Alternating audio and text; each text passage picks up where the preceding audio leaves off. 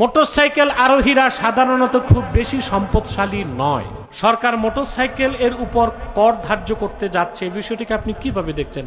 না, এটা আমি সমর্থন করি না। কারণ মোটরসাইকেল যারা চালায়, আমার মনে হয় না যারা মোটরসাইকেল চালিয়ে রাইডিং করে যারা, তাদের ক্ষেত্রে কর নিতে পারে, ভিন্ন বিষয়।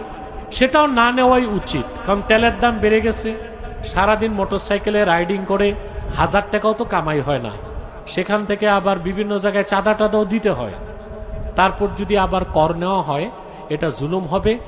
প্রান্তিক জনগণ যারা প্রান্তিক মোটরসাইকেল চালায়, অটো চালায়, রিক্সা চালায়, এদেরকে করের আওতা মুক্ত রাখা উচিত। যেখানে স্বয়ং আল্লাহ দয়া করছেন, গরিবের উপর জাকাত নাই, এখানে আমরা গরিবের উপর কর বসাতে পারি না, এটা জুলুমের পর্যায়ে যাবে। আল্লাহ তাআলা দয়া করছেন না? আল্লাহর নির্দেশ কি? মালিকে নেসাব, নেসাব পরিমাণ সম্পদের মালিক হইলে জাকাত ফরজ। 52.5 তোলা রূপা, 7 তোলা সোনা, কিংবা তার মূল্য যা আসে।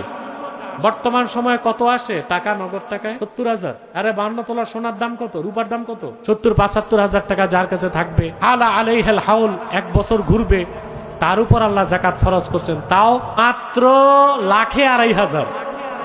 লাখে কত? 1025 টাকা নাকি? 100 টাকায় 2.5 টাকা।